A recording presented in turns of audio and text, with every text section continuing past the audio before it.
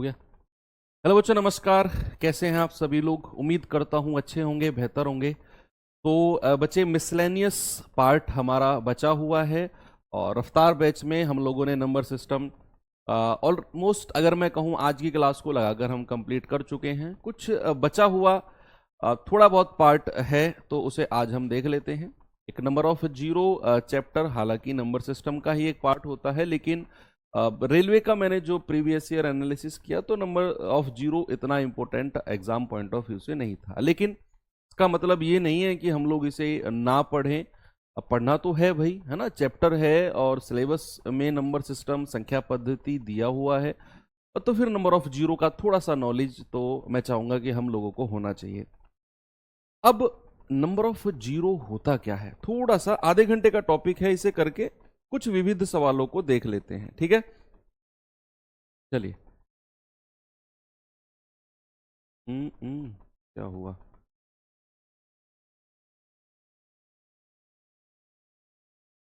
ओहो, जानवर, छोटे छोटे जानवर। चलिए, ठीक है भाई। नंबर ऑफ जीरो, शून्य की संख्या। टॉपिक क्या है बच्चे हमारा?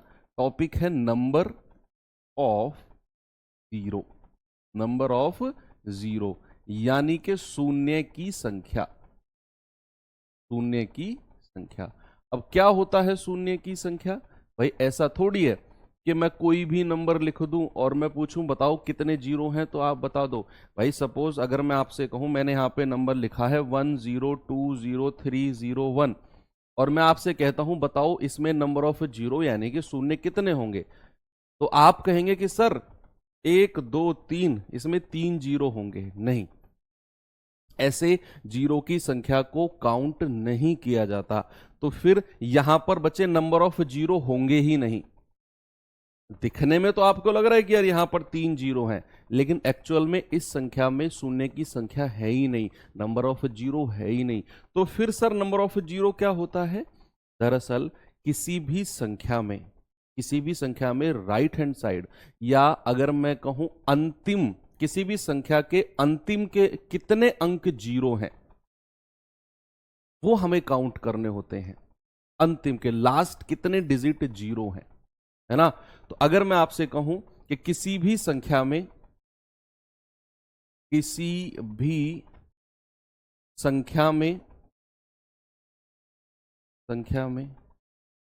दाईं तरफ से दाईं तरफ से दाएं तरफ से दाएं तरफ से राइट हैंड साइड जिसको बोलते हैं, कि सीधे हाथ की तरफ से दाएं तरफ से शून्य की संख्या वो हमें काउंट करनी होती है। दरअसल अगर मैं आपको कोई नंबर दे दूं 597280 और मैं आपसे कहूं कि बताओ इस संख्या में नंबर ऑफ जीरो कितने हैं, तो मैंने आपसे बोला कि दाईं तरफ से यानी कि बच्चा राइट हैंड साइड से कितने जीरो हमें देखने को मिले। अगर मैं इस संख्या में राइट हैंड साइड से आता हूं तो मुझे देखने को मिलते हैं कितने? केवल और केवल 2 जीरो। कितने? केवल और केवल 2 जीरो। तो बच्चे यहां अगर मैं आपसे कहता हूं कि नंबर ऑफ जीरो कितने हो गए, तो आप कहेंगे सर नंबर ऑफ जीरो हो गए 2। नंबर ऑफ जीरो कितने हैं? 2, क्योंकि राइट हैंड साइड से कितने जीरो हमें देखने को मिले? 2। हमने कहा नंबर ऑफ जीरो इज 2। अगर मैं आपसे कोई नंबर लिखता हूं, मैंने लिखा 29050701, और मैं आपसे कहता हूं बताओ इसमें नंबर ऑफ जीरो कितने होंगे। कोई बता सकता है क्या मुझे कि इस संख्या में शून्य की संख्या यानी कि नंबर ऑफ जीरो कितने होंगे? तो मैंने कहा दाईं तरफ से। क्या बोला बच्चे? दाईं तरफ से, राइट हैंड साइड से हम आए और हमने देखा कि भाई यहां तो एक ही जीरो मुझे देखने को मिला, क्योंकि जीरो के तुरंत बाद गैर शून्य संख्या, नॉन जीरो नंबर स्टार्ट हो गया। भाई मैं आया राइट हैंड साइड से, मैंने देखा 1 जीरो, ओके। 1 जीरो के बाद मैं आगे बढ़ा तो मुझे 1 दिखा, और जैसे ही मुझे गैर शून्य अंक, नॉन जीरो नंबर दिखता है, मैं वहीं पर रुक जाता हूं। और यहां पर मैं आपसे कहूंगा बच्चे कि नंबर ऑफ जीरो कितने होंगे? नंबर ऑफ जीरो होंगे 1। अभी तो हमने ये ही देखा है कि नंबर ऑफ जीरो काउंट कैसे करते हैं। कैसे बनता है जीरो वो थोड़ा सा देखते हैं कि भाई अगर मैं आपसे कहूं कि जीरो बनता कैसे है, 1 2 और 1 5 को जब मैं मल्टीप्लाई करता हूं तो मुझे मिलता है 10। 1 2 और 1 5 को जब मैं मल्टीप्लाई करता हूं तो मुझे मिलता है क्या बच्चे, मुझे मिलता है 10। यहीं से ही समझना है हमें कि एक जीरो बनाने के लिए, एक जीरो का निर्माण करने के लिए बच्चे 2 और 5 का होना बहुत जरूरी है। 2 और 5 का होना बहुत जरूरी है। अगर इनमें से कोई एक नहीं रहा तो वहां जीरो नहीं बनेंगे। जैसे फॉर एग्जाम्पल अगर मैं आपसे कहूं कि भाई 3 × 5, आप कहेंगे सर 15। भाई 2 ही नहीं है, 5 तो है यहां पर, लेकिन दोनों का होना बहुत जरूरी है। अगर मैं आपसे कहूं 2 × 7, 2 × 7 = 14 होता है। भाई यहां 2 तो है लेकिन 5 नहीं है। 1 2 और 1 5 का होना बहुत जरूरी है। अब कुछ बच्चे कहेंगे कि सर 6 × 5 = 30 भी तो होता है, यहां तो 2 नहीं है, यहां तो 2 नहीं है, 6 × 5 = 30 होता है। अरे किसने कहा 2 नहीं है बच्चे? 6 को मैं 2 × 3 नहीं कह सकता हूं, 2 × 6। तो सामने से देखने पर 2 नहीं दिखा, लेकिन 6 के अंदर 2 छुपा हुआ है, और इसी 2 ने गुणा हुई 5 से, तब जाकर एक जीरो बनाई, और ये 3 ऐसा का ऐसा ही आ गया यहां पर। ये वाला 3 का कोई रोल नहीं था, ये तो जैसा यहां था वैसा का वैसा यहां लिखा गया। बाकी 2 और 5 की गुणा होकर एक जीरो बनी। ऐसे जीरो का निर्माण हुआ। तो दिमाग में बात सेट हो गई कि किसी भी जीरो को बनाने के लिए 2 और 5 का होना बहुत जरूरी है। अब एक पैटर्न मैं आपको दिखाता हूं। पैटर्न क्या है बच्चा? अगर मैं आपसे कहूं कि 2 की पावर 2 और 5 की पावर 2, मैंने यहां देखो एक एक पावर यहां थी। जब 2 की पावर 1 और 5 की पावर 1 थी तो एक जीरो बनी 10। भाई 10 में कितनी जीरो है? 10 में केवल एक जीरो है। अगर मैं इनकी पावर 2 2 लगा दूं तो जरा सॉल्व करना इसको, ये आएगा 4 × 25, और 25 चौके कितना होता है? 100। तो यहां नंबर ऑफ जीरो कितने मिले? 2। नंबर ऑफ जीरो कितने मिले? 2। एक काम और करना जरा, 2 की पावर 3 × 5 की पावर 3 करना भाई, ये होता है 8 और ये होता है 125। 125 × 8 कितना होता है? 1000। और यहां जीरो कितने मिले? यहां जीरो मिले 3। क्या किसी पैटर्न को आप समझ पाए? कोई पैटर्न ऐसा है जो आपको देखने को मिला यहां पर? हाँ जी सर, एक पैटर्न देखने को मिला कि जितने 2 की पावर और 5 की पावर होंगी उतने ही जीरो हमें मिलेंगे। 2 की पावर 1 और 5 की पावर 1 थी, हमारे पास एक जीरो बना। 2 की पावर 2, 5 की पावर 2 थी, हमारे पास 2 जीरो बने। 2 की पावर 3, 5 की पावर 3 थी, हमारे पास 3 जीरो बने। समझ पाए इस बात को? सबसे पहले कौन सी बात कि जीरो बनाने के लिए 2 और 5 का होना बहुत जरूरी है मल्टीप्लिकेशन में, समझे? उसके बाद 2 की और 5 की जितनी पावर होंगी कॉमन पावर, उतने जीरो बनेंगे। कुल मिलाकर पेयर बनानी है। 2 और 5 को मिलकर एक जोड़ा बनता है, एक जोड़ा।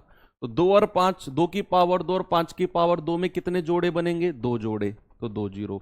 2 की पावर 3 और 5 की पावर 3 में कितने जोड़े बनेंगे? 3 जोड़े बनेंगे, तो 3 जीरो। अगर मैं आपसे कहूं बच्चे जरा मुझे बताना, 2 की पावर 27 × 5 की पावर 30, मुझे बताओ यहां पर नंबर ऑफ जीरो कितने होंगे? शून्य की संख्या कितने होंगे बताइए? एक और अच्छा कॉन्सेप्ट आपको यहां देखने को मिलेगा।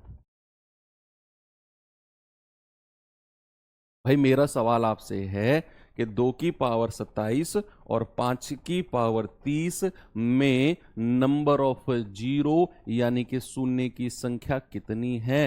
अब आप कंफ्यूज हो गए, यार यहां 2 की पावर 27 है, 5 की पावर 30 है।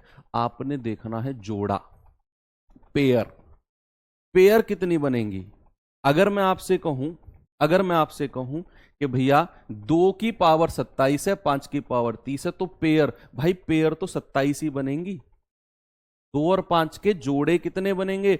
ओनली 27। क्यों? क्योंकि 2 की पावर 27 है, 5 की पावर 27 यहां से आ जाएगा। आगे कितने 5 बचे हैं हमें मतलब नहीं है। भाई अगर मैं आपसे ऐसा बोलूं कि एक ग्रुप में 20 लड़के हैं और 8 लड़कियां हैं, 20 लड़के हैं और 8 लड़कियां हैं, मुझे पेयर बनानी है, एक बॉय और एक गर्ल की पेयर बनानी है, तो मैं कितनी पेयर बना सकता हूं? भाई 8 अगर लड़कियां हैं, 20 लड़के हैं, तो हम 8 ही पेयर बना सकते हैं, 8 ही तो जोड़े बनेंगे। गर्ल्स 8 हैं, 20 लड़कों में से 8 लड़के ले लो और पेयर बन गई। ऐसे ही अगर मैं आपसे कहूं कि 2 की पावर 27, 5 की पावर 30, तो पेयर कितनी बनेंगी? जो संख्या में कम होगा। यहां संख्या में 2 कम है ना, 27 पावर है और यहां 30 पावर है, तो ये 27 है तो ये कम होंगे, तो भैया 27 ही पेयर बनेंगी। अगर मैं आपसे कहूं कि नंबर ऑफ जीरो कितना, तो आप कह देंगे सर 27। तो 2 और 5 में जिसकी संख्या कम होगी उतने ही हमारे पास नंबर ऑफ जीरो होंगे। ठीक है, अब नंबर ऑफ जीरो क्या होता है ये मैं आपको शुरू में बता चुका हूं। जो बच्चे लेट आए हैं प्लीज वो शुरू की क्लास जरूर देखना, शुरू का जो पार्ट था। इतनी बात समझ में आ गई आपको? ठीक है, चलो अब कुछ क्वेश्चंस आपको मैं दिखाता हूं। यहां पर ज्यादा डीप में हमें जाना ही नहीं है इस चैप्टर के। देखेंगे जरा, 12 गुणा 18 गुणा 15 गुणा 40 गुणा 25 गुणा 16 गुणा 55 गुणा 105। इसमें हमें नंबर ऑफ जीरो देखना है।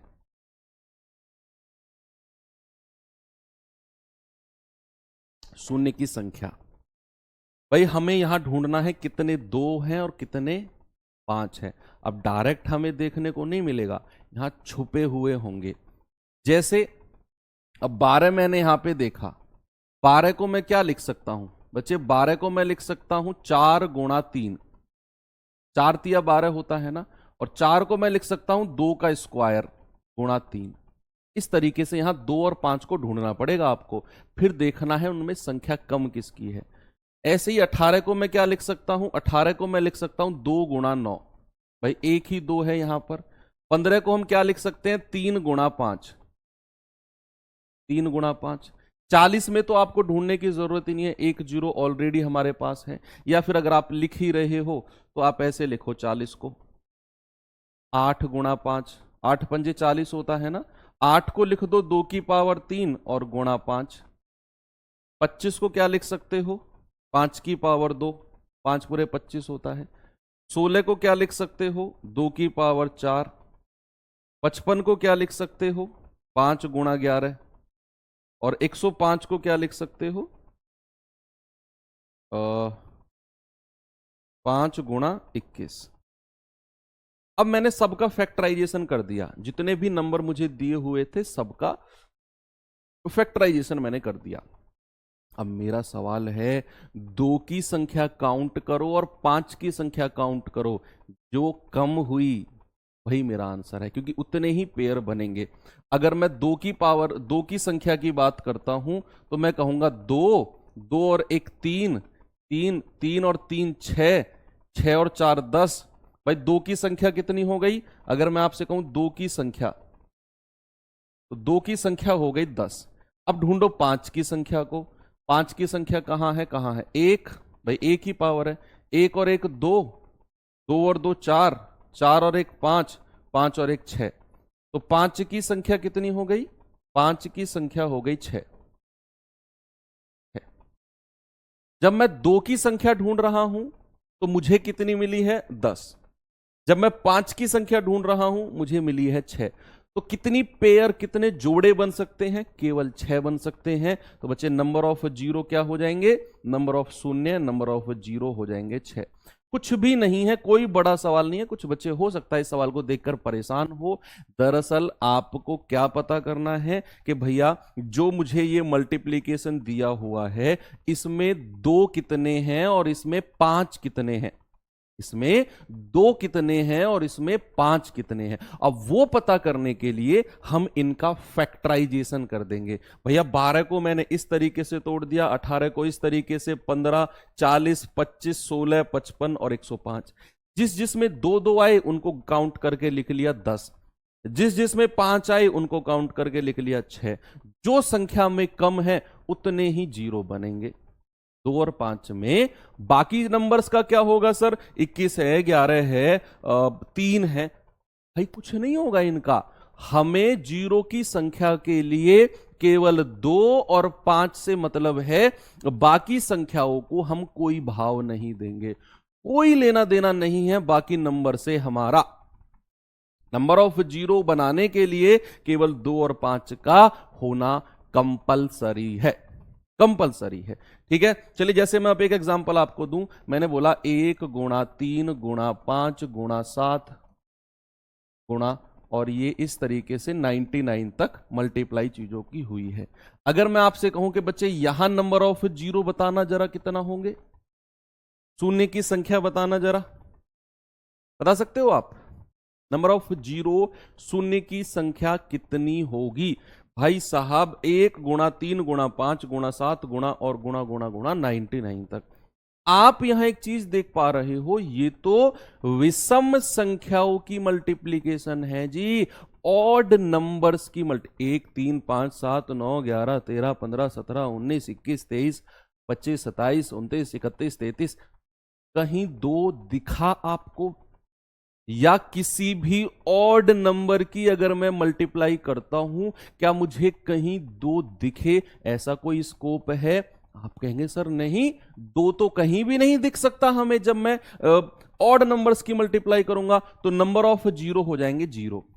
नंबर ऑफ जीरो कितने? जीरो। यानी कि शून्य की संख्या कितनी है? जीरो। कोई शून्य नहीं होगा, क्योंकि शून्य होने के लिए 5 तो यहां मिलेगा, 5 मिलेगा, 15 मिलेगा, 25, दो कहीं नहीं मिलेगा, कहीं भी दो नहीं मिलेगा। चलिए जैसे एक सवाल मैं आपसे पूछता हूं, जरा बताना बच्चा इस सवाल को।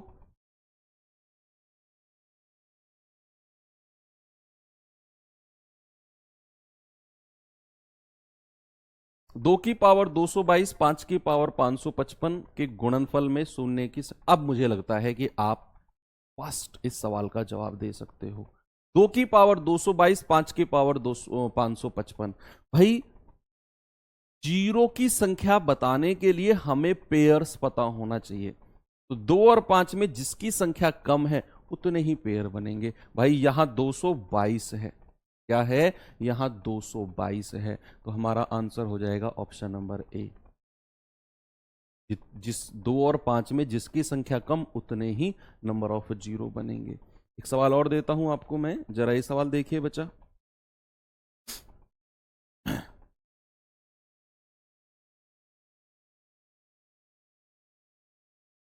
देखिए जरा,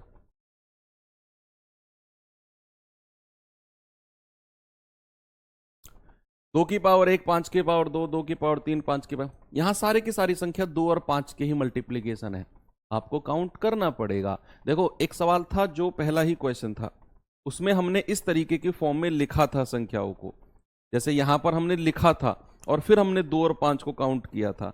लेकिन जब मैं यहां पर आऊंगा इस सवाल में, ऑलरेडी मुझे ये फैक्टराइज करके दिया हुआ है, मुझे जस्ट 2 और 5 की संख्या को काउंट करना है।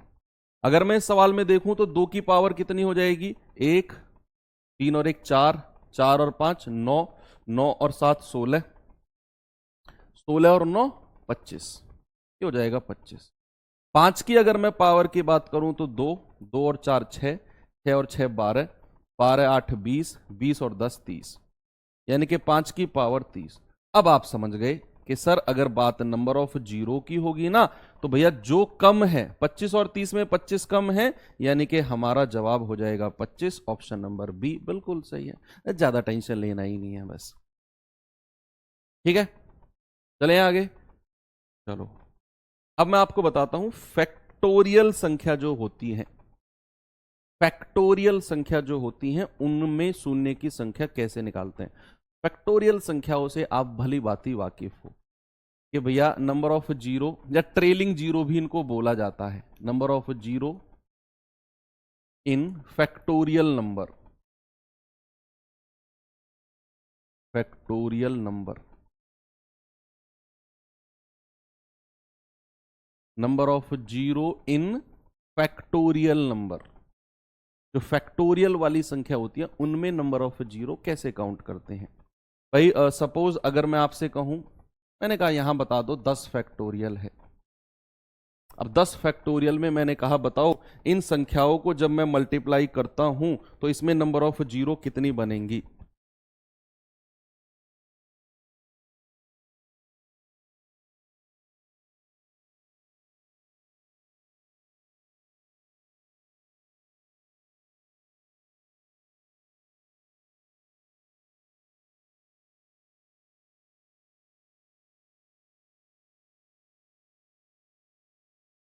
बताइए, इसको नॉर्मल मल्टीप्लाई कीजिए और फिर देखिए।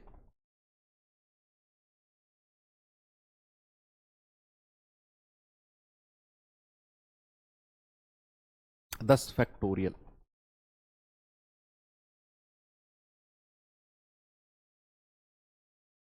अब अगर 10 फैक्टोरियल यहां है तो इसको मैं लिखूंगा 10 गुणा 9 गुणा 8 गुणा 7 गुणा 6 गुणा 5 गुणा 4 गुणा 3 गुणा 2 गुणा 1। यार ये तो हम सब जानते हैं, है भाई, ये तो हम सब जानते हैं। अब यहां 2 और 5 को ढूंढो। 2 और 5 को देखो, ये होता है 2 की पावर 3, ये होता है 2 गुणा 3, ये होता है 2 की पावर 2, और यहां तो 2 हमारे पास है। तो 2 की संख्या कितनी आ गई, 3 और एक 4, 2 6 और एक 7। तो 2 की संख्या कितनी हो गई, 7। अगर मैं 5 की बात करूं, 7 नहीं बल्कि 8, 5 दूनी 10, एक ये भी होता है, 8 हो जाएंगी, 2 की पावर 8 हो जाएंगी। अगर मैं 5 की पावर की बात करूंगा तो 1, 1 और 1 2। भाई 5 की पावर तो 2 ही मिलेंगी मुझे, एक तो यहां मिली और एक यहां मिली, मिला 2। तो नंबर ऑफ जीरो कितने हो गए, नंबर ऑफ जीरो हो गए, आप कहेंगे कि सर नंबर ऑफ जीरो 2 और 5 में जिसकी संख्या कम है, 2 और 5 में जिसकी संख्या कम है उतने ही नंबर ऑफ जीरो होंगे। अब आपके दिमाग में बात आएगी कि क्या सर सभी फैक्टोरियल को हम इसी तरीके से लिखकर सॉल्व करेंगे क्या? ना, यहां से हमें एक हिंट मिल गया, यहां से हमें एक हिंट मिल गया। वो हिंट क्या है कि भैया जब किसी भी फैक्टोरियल में मैं जाऊंगा ना, उसमें 5 की संख्या कम होगी। क्योंकि देखो 5 या तो सीधा यहां मिलेगा, या 10 पे मिलेगा, या 15 पे मिलेगा, या 20 पे मिलेगा। 5 की संख्या कम होगी किसी भी फैक्टोरियल में, और 2 की संख्या क्या होगी, यस, 2 की संख्या ज्यादा होगी। क्यों? क्योंकि वो या तो 2 पे मिलेगा, फिर 4, फिर 6, फिर 8, फिर 10, फिर 12, 14, 16, 18, 20। तो 2 की संख्या ज्यादा होगी और 5 की संख्या कम होगी। तो अगर मैं ऐसा करूं कि किसी भी फैक्टोरियल में अगर मुझे नंबर ऑफ जीरो पता करने हो तो मैं 5 की संख्या ढूंढ लूं बस। क्या आप मेरी बात से सहमत हो कि किसी भी फैक्टोरियल वाली संख्या में अगर मुझे नंबर ऑफ जीरो पता करने हो तो मैं केवल 5 की संख्या ढूंढ लूं कि कितने 5 होंगे, मेरा काम बन जाएगा। मुझे फिर ऐसा लिखने की जरूरत पड़ेगी ही नहीं। पता है कैसे? देखो, अब 5, अब ये आपके दिमाग में बात सेट हो गई क्या कि किसी भी फैक्टोरियल वाली संख्या में अगर नंबर ऑफ जीरो पता करने हैं तो मुझे केवल 5 की संख्या ढूंढनी है।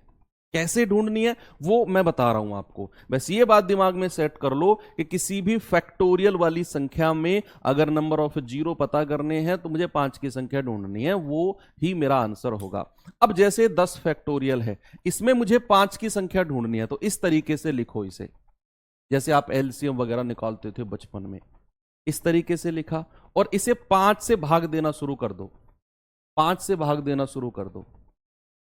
तो 5 दूनी 10, 2 बार गया है, 5 दूनी 10। अब यहां 2 आ गया, अब यहां जो 2 आया है ये 5 से छोटा है, ये 5 से छोटा है, तो आपके नंबर ऑफ जीरो यही हो जाएंगे। अभी कई सारे एग्जाम्पल कराऊंगा, टेंशन मत लो, कई सारे एग्जाम्पल कराऊंगा। जो हमने इतना कैलकुलेट करके निकाला था वो यहां इतनी जल्दी आ जाएगा कि 10 फैक्टोरियल में नंबर ऑफ जीरो 2। अब आगे बढ़ते हैं। अगर मैंने बोला 100 फैक्टोरियल, मैंने बोला बच्चे 100 फैक्टोरियल में नंबर ऑफ जीरो कितने होंगे। अब आगे बढ़ते हैं। 100 फैक्टोरियल को आप 5 से भाग देना शुरू कर दो इस तरीके से। 5 से जाएंगे 5 दूनी 10, फिर 5 से जाएंगे 5 चौकू 20। यहां केवल भागफल लिखना है, कितनी बार संख्या जा रही है, केवल भागफल कोशेंट लिखना है। जैसे 5 से भाग दिया 20 बार, फिर 5 से भाग दिया 4 बार। अब जो ये 4 है ये 5 से छोटा आ गया ना, अब तो हम इसे 5 से भाग नहीं दे सकते हैं। आप इन दोनों को जोड़ दो, 20 + 4 यानी कि 24, और यही मेरा आंसर है। 100 फैक्टोरियल में नंबर ऑफ जीरो कितने होंगे, 24 होंगे, 24। अब ऐसे ही अगर मैं 200 फैक्टोरियल की बात करता हूं बच्चे, जरा 200 फैक्टोरियल में नंबर ऑफ जीरो बताना। 200 फैक्टोरियल में नंबर ऑफ जीरो कितने होंगे, तो आप इसी तरीके से 5 की संख्या ढूंढो कि भाई 5 से भाग दो, 5 चौकू 20, केवल भागफल लिखना है। 5 या 8 40, अब फिर 5 से भाग देंगे। हमें यहां केवल भागफल लिखना है। देखो 8 को जब मैं 5 से भाग दूंगा तो 5 एकम 5, केवल कोशेंट भागफल लिखना है कि कितनी बार ये जा रहा है। इस 8 को जब आप 5 से भाग दोगे तो 5 एकम 5, यहां कितनी बार गया है वो लिखना है केवल हमें, भागफल, ओनली कोशेंट।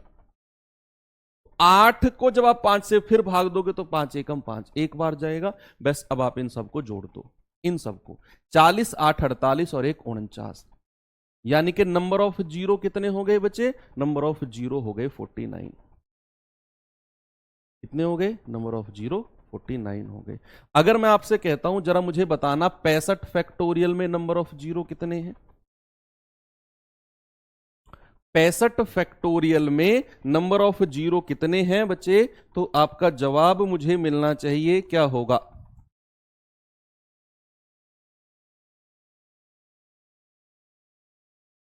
आप यहां 5 की संख्या ढूंढना शुरू कर दो, यानी कि 65 को आप 5 से भाग दे दो। भाई 5 से जाएंगे 13 पंजे 65, फिर 5 से जाएंगे, केवल भागफल लिखना है। 5 दूनी 10, 2 बार गया है, केवल भागफल, केवल कोशेंट। तो नंबर ऑफ जीरो कितने हो जाएंगे, इन दोनों को जोड़ दो, 13 और 2 15। लो बहुत सिंपल है। तो फैक्टोरियल वाली संख्या में तो नंबर ऑफ जीरो निकालना बहुत आसान है, बहुत आसान। अगर मैं आपसे कहूं बच्चा कि जरा मुझे बताना कि 100 फैक्टोरियल गुणा 200 फैक्टोरियल, इनमें नंबर ऑफ जीरो की संख्या क्या होगी।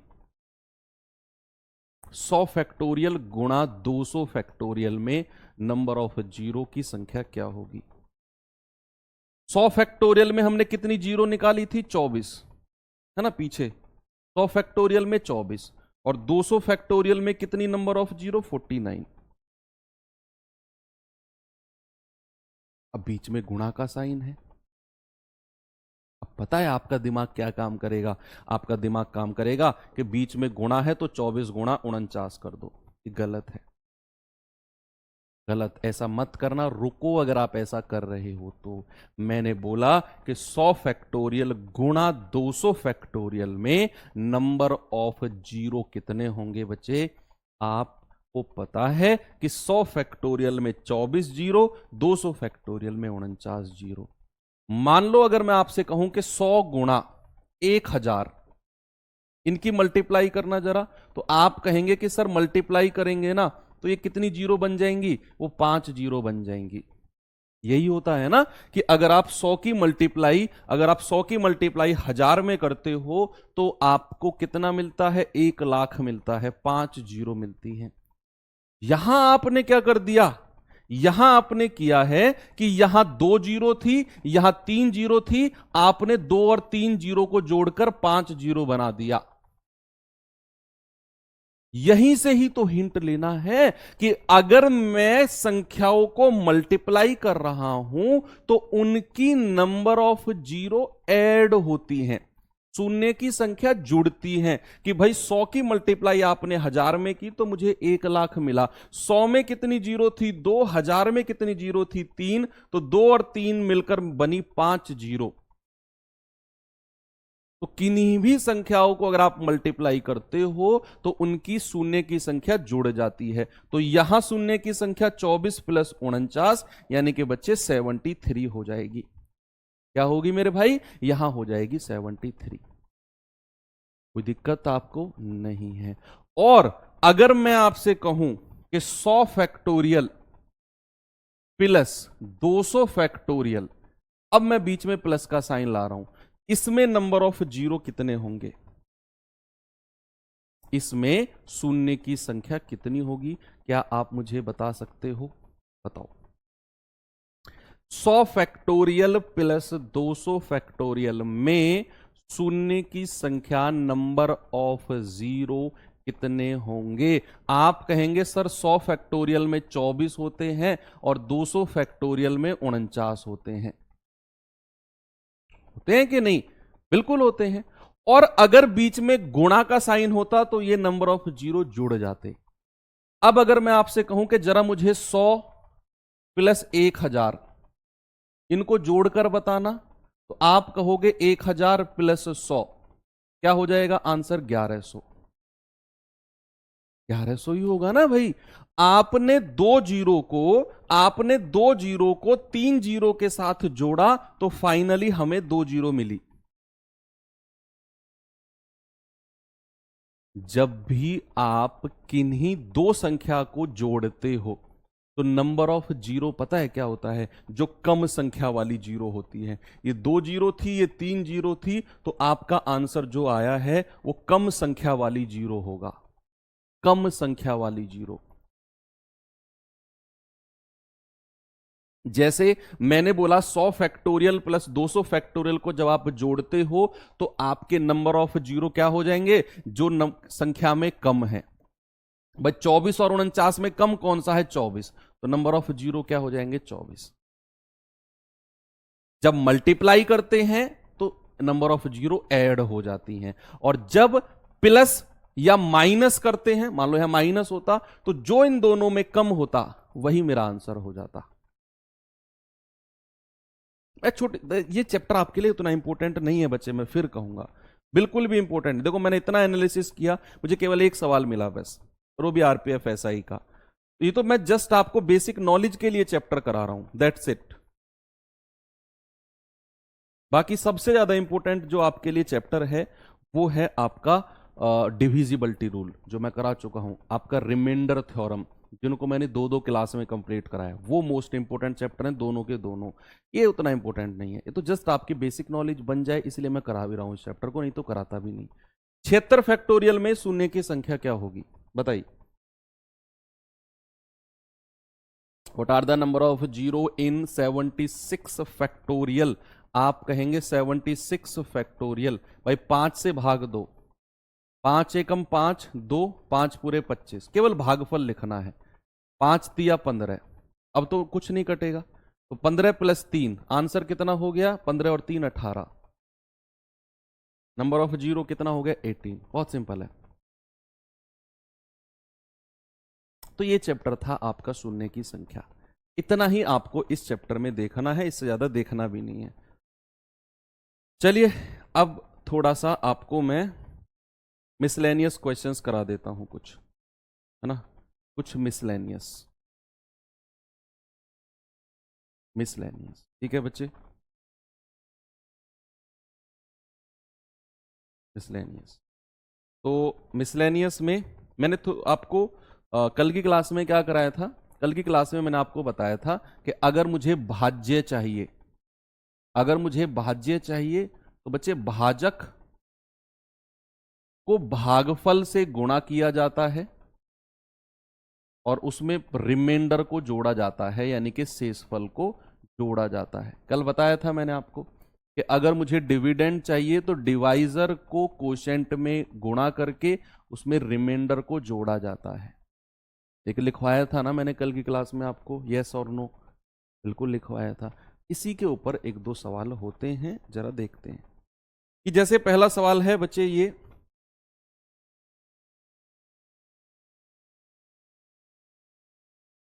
सवाल है किसी संख्या के प्रश्न में भागफल 403 है, यदि भाजक 100 है, शेषफल 58 है, तो भाज्य क्या होगा?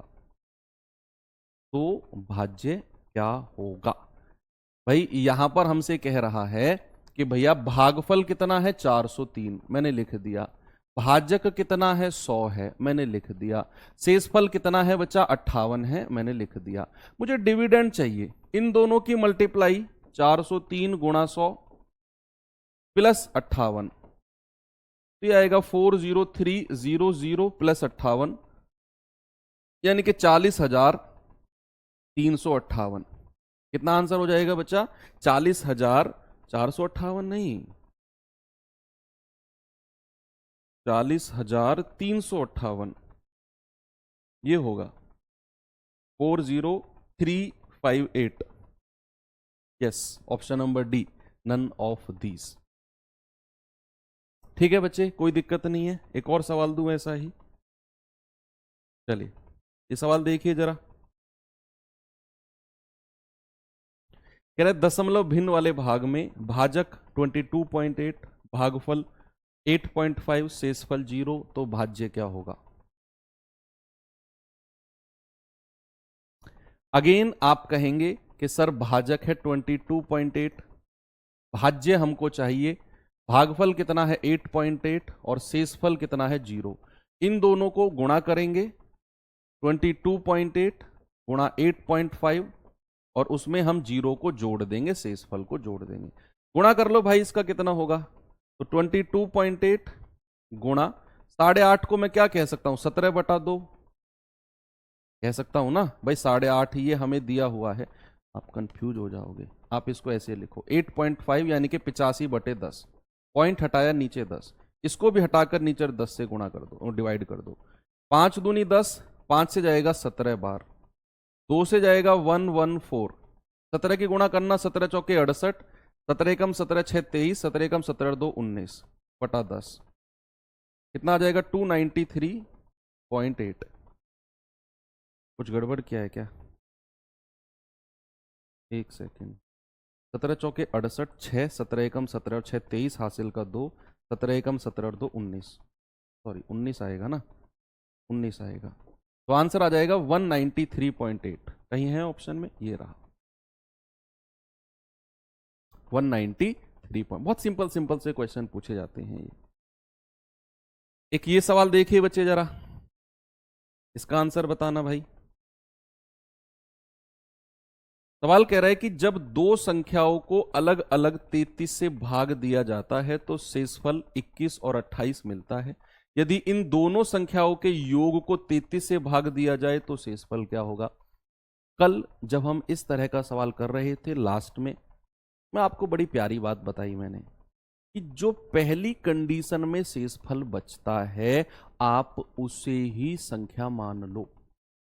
मैंने यही बोला था कि नहीं कि बच्चे जो पहली कंडीशन में रिमाइंडर शेषफल बचता है आप उसे ही संख्या मान लो। अब आपके दिमाग में आएगा कि सर यहां तो पहली कंडीशन में दो दो शेषफल बच रहे हैं कि भैया दो अलग अलग संख्याओं को 33 से भाग देने पर 21 और 28 अलग अलग शेषफल बच रहे हैं। भाई कोई दिक्कत नहीं है, आप दोनों शेषफल को दो संख्या मान लो, संख्या भी तो दोनों की बात कर रहा है वो। तो एक संख्या जो होगी, पहली संख्या को पहला शेषफल 21 मान लो, दूसरी संख्या को दूसरा शेषफल 28 मान लो। भाई यहां कर भी तो दो संख्या की बात रहा है वो, तो दो शेषफल तो मिल नहीं है, तो हम दोनों शेषफल को दोनों संख्या मान लेंगे जिनकी वो बात कर रहा है। कह रहा है भैया इन संख्याओं के योग को 33 से भाग दो। लो जी, योग कर दो इनका, n1 प्लस n2 कितना आएगा? 8 और 1 9, 2 और 2 4, 49 को 33 से भाग देना है। इससे बच्चे 33 से, 33 एकम 33, 7 और 9 16, रिमाइंडर कितना आ गया जी? 16। ये लो ऑप्शन नंबर सी हो गया। बोले आंसर मिल गया हमें। बात समझ में आई ना? कितना आंसर आ गया? 16 बिल्कुल सही है। ये सवाल देखिए बच्चे जरा, बताओ इसका आंसर। पढ़ो पहले इसे आप बड़े आराम से।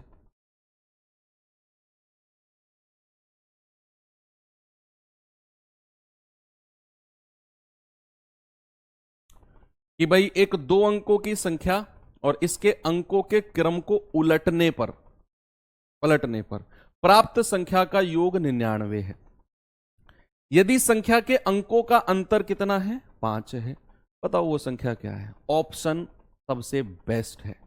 मैं कहूं ऐसे सवालों को उठाकर ऑप्शन से कर दो, ऐसे सवालों को उठाकर बच्चा ऑप्शन से कर दो।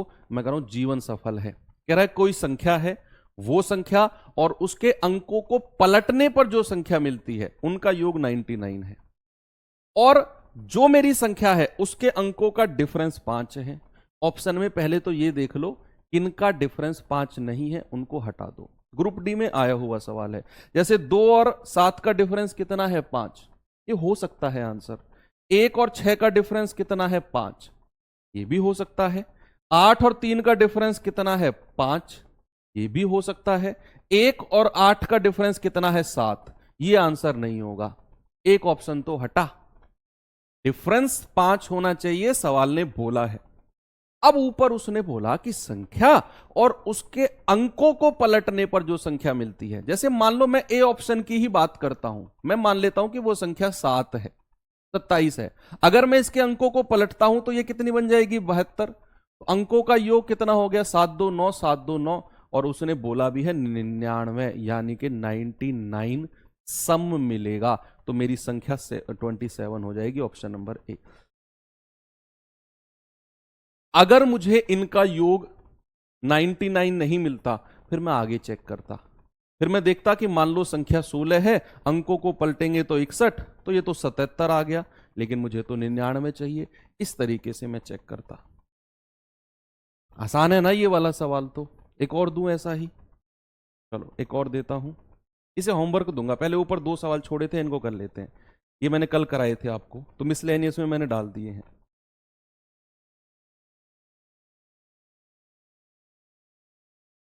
यदि किसी संख्या में 12 से भाग दिया जाता है तो शेषफल 5 आता है। यदि उसी संख्या को 10 गुणे को 8 से भाग दिया जाए तो शेषफल क्या होगा? उसी संख्या के 10 टाइम्स, 10 गुणे को। तो भैया मैंने बोला जो पहली कंडीशन में शेषफल बचता है बच्चा, उसे ही हम संख्या मान लेते हैं। मान लिया संख्या 5 है। क्यों? पहली कंडीशन में सर शेषफल वही बच रहा था, तो मैंने संख्या को भी वही मान लिया। अब कह रहा है उसके 10 गुने को 8 से भाग दो, तो भाई साहब इसका 10 गुना करोगे, किसका? 5 का, मिलेगा 50। और 50 को किससे भाग देना है? 8 से। तो 8 छिंग 48, रिमाइंडर कितना आएगा बच्चा? रिमाइंडर आएगा 2, यानी कि ऑप्शन नंबर बी मेरा सही है। ऐसे तो मैंने बहुत सवाल आपको करा दिए, बहुत। ठीक है, चलो एक और सवाल ऐसा ही है, जरा देखना इसको। मिसलेनियस में मतलब ऐसा कुछ नया नहीं है, बस नंबर ऑफ जीरो, शून्य की संख्या ही नया पार्ट था, मैंने करा दिया। बाकी तो ये मैक्सिमम क्वेश्चन तो वो हैं जो मैंने आपको करा दिए हैं पीछे, या फिर कुछ हैं वो बहुत आसान है। तो मिसलेनियस इज लाइक कि किसी चैप्टर को फाइनल टच देना। मिसलेनियस कोई नया टॉपिक नहीं है आपके लिए, या कोई चैप्टर का नाम नहीं है मिसलेनियस। मिसलेनियस यानी कि जो बचा कुचा है वो लो, बचा कुचा जो है। नंबर सिस्टम में हमने 10 से 11 क्लासेस की हैं बच्चे, अपने आप में बहुत बड़ा है, बहुत बड़ा पार्ट होता है। अब हमारा कल से जो क्लास शुरू होगी वो होगी हमारी एलसीएम एचसीएफ। बहुत इंटरेस्टिंग टॉपिक है, इंपॉर्टेंट है। पहले ये सवाल करो, ठीक है? तो आज छोटी क्लास रखूंगा मैं, क्योंकि खत्म हो गया मिसलेनियस में जितना बचा कुछ आता मैं रख लाया उनको, 10 20 15 14 15 जो भी सवाल मिले, इसके अलावा कुछ नहीं है। हम नंबर सिस्टम में होने को बहुत कुछ है। मैं आपके सिलेबस को, आपके प्रीवियस ईयर को, रेलवे के अदर एग्जाम को ध्यान में रखते हुए चीजें पढ़ा रहा हूं। अब होने को तो नंबर सिस्टम में और 10 क्लास करा दूंगा मैं, नया कंटेंट पढ़ा दूंगा, वो आपके काम का नहीं है। आपके काम का जो है सटीक वही मैं आपको पढ़ा रहा हूं। देखो बुक में और टीचर में यही तो डिफरेंस होता है। बुक आपको सब कुछ कंटेंट देगी, टीचर आपको वही कंटेंट देगा जो आपके अकॉर्डिंग, आपकी जॉब के जिस एग्जाम की आप तैयारी कर रहे हो उसके अकॉर्डिंग जो रेलेवेंट होगा। ये फर्क होता है बुक में और टीचर में। कि भाई किसी संख्या में 12 से भाग देने पर 8 शेषफल बचता है, उसी संख्या के 7 गुने को 21 से भाग दें तो शेषफल क्या होगा, बताइए।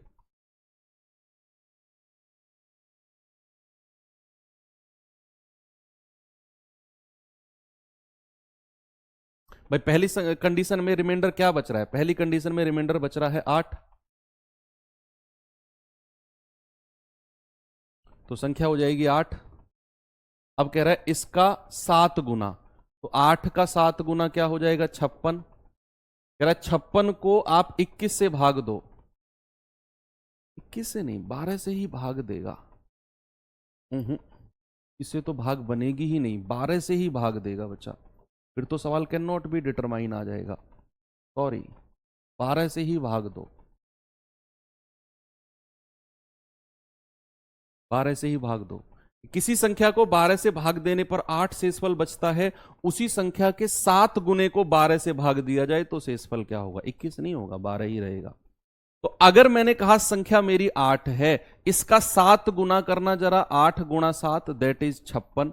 अब बचे 56 को आप 12 से भाग दो, 12 चौक 48, रिमाइंडर कितना आ गया, रिमाइंडर आ गया 8, और ये मेरा आंसर आ जाएगा ऑप्शन नंबर डी। तो ये था आपका नंबर सिस्टम, ये था संख्या पद्धति। होमवर्क वाला क्वेश्चन मैं आपको दे देता हूं बच्चे। कल से जो है हम लोग शुरू करेंगे अपना एलसीएम एचसीएफ, है ना, लघुत्तम समाह पढ़ते हैं, महत्तम समाह पढ़ते हैं। ज़्यादा क्लासेस नहीं होंगी उसमें, 3 से 4 क्लासेस, 4 क्लास में आपका नंबर से एलसीएम एचसीएफ खत्म हो जाएगा, और फिर उसके बाद हम मूव कर जाएंगे अपने टाइम एंड वर्क की तरफ। ठीक है, छोटी सी क्लास थी आपकी 40-45 मिनट की, मिसलेनियस में इतनी ही क्लास करानी थी मुझे। तो मिलते हैं। अब नंबर ऑफ जीरो को लेकर टेंशन मत लेना, जितना मैंने पढ़ाया है उतना सफिशिएंट है, एग्जाम पॉइंट ऑफ व्यू से इंपॉर्टेंट नहीं है, बस आपको बेसिक नॉलेज उसकी होनी चाहिए। तो ठीक है। हाँ, अब जो हमारा कल चैप्टर शुरू होगा उसके लिए आपको एक काम मेरा करना पड़ेगा, आपको रूल्स ऑफ डिविजिबिलिटी, विभाज्यता के नियम वाला चैप्टर जो मैंने पढ़ाया उसका रिवीजन करके आना जरूर, प्लीज। 10-15 मिनट में हो जाएगा, लेकिन करके जरूर आना। तो मिलते हैं कल के सेशन में। थैंक यू, बाय बाय, जय हिंद।